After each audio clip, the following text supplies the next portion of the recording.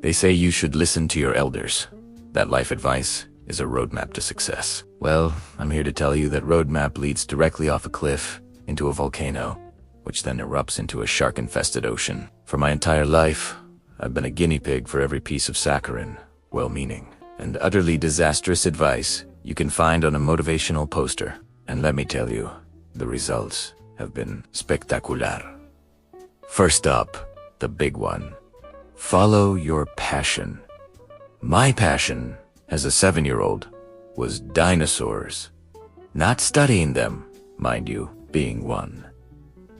So, I followed my passion. I spent a month roaring at my family, eating only leafy greens I'd tear from the garden with my teeth, and attempting to hibernate in the laundry basket. My parents, bless their confused hearts, thought it was a phase. It ended when I passionately tried to assert my dominance over the neighbor's poodle, which apparently wasn't as impressed by my T-Rex impersonation as I was.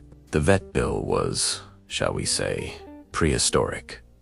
So, I pivoted. In my teens, the advice shifted to be yourself. Fantastic. Who was I? I was an awkward, pimple-faced teenager whose main personality traits were angst and an unhealthy obsession with medieval weaponry. So, I was myself.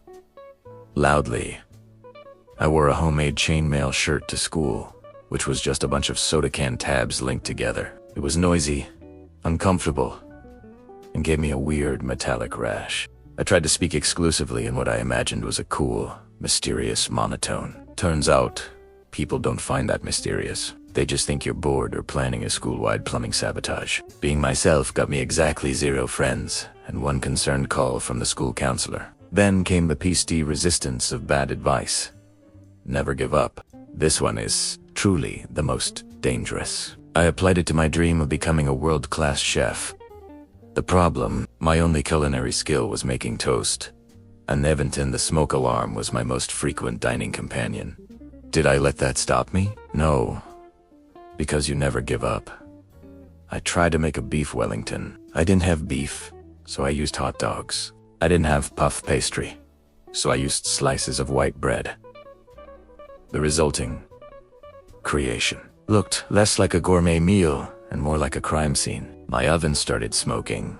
My roommate threatened to evict me, and the fire department now has my photo on it. Do not let this person cook bulletin board. I never gave up, and I almost burned down my entire apartment complex. That's perseverance for you. And how about fake it till you make it? I tried that at a job interview for a graphic design position. My entire portfolio is created in Microsoft Paint. I talked a big game about current vectors and the golden ratio. They asked me to do a simple design test on a Mac. I'd never touched a Mac in my life. I spent 10 minutes trying to right-click with a 1-button mouse. The interviewer watched me with a look of pity usually reserved for a puppy stuck in a drain pipe. I didn't make it. I just faked it until I was escorted out of the building. Let's not forget the early bird gets the worm. I tried this. I woke up at 4 a.m. every day for a week. I was exhausted, miserable, and my brain felt like it was full of angry bees. And what worm did I get? The privilege of seeing the garbage truck empty the dumpster outside my window at 4:15 a.m. I got to witness the raw, uncensored ballet of trash collection. That was Italiano. The rest of the day I was a zombie, fueled by spite and enough caffeine to power a small city. The only thing the early bird gets is a crippling sleep deficit and a front row seat to the world's least glamorous activities. And what doesn't kill you makes you stronger. Tell that to my immune system after I followed the advice to embrace new experiences by trying some questionable street food on vacation. I spent the next 3 days in a life-or-death battle with my own digestive system. I didn't feel stronger. I felt like a fragile, hollowed-out husk of a man who had seen things. Terrible things. The only thing I gained was a profound fear of unlabeled food carts, and a much lighter wallet thanks to the pharmacy. Even dating advice is a minefield. Just be confident. They, Isai. So, I walked up to someone at a bar, puffed out my chest, and with all the confidence I could muster, said, "Are you a parking ticket? Because you've got fine written all over you." They didn't laugh. They just stared at me, then slowly backed away as if I were a ticking bomb of pure cringe. Confidence, it turns out, can't save you from a terrible pickup line. It just makes you look like a very self-assured idiot. The point of this long, drawn-out therapy session is this.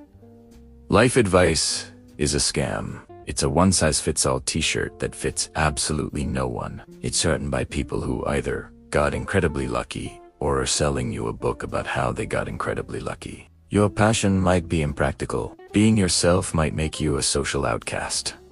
Never giving up might lead to arson. So what's the alternative? Primera, habe no idea. Maybe just try not to set anything on fire. Be reasonably polite, and accept that most of the time, none of us have a clue what we're doing. And that's probably the most honest advice you'll ever get. The roadmap is a lie. The compass is spinning, and the only thing you can do is laugh at the absurdity of it all. At least it makes for a good story. So, if you've ever passionately followed a piece of advice right into a wall, you're not alone. Hit that like button in solidarity. Share this with a friend who needs to stop listening to their life coach. And for the love of all that is cynical, subscribe for more terrible life lessons. Thanks for watching.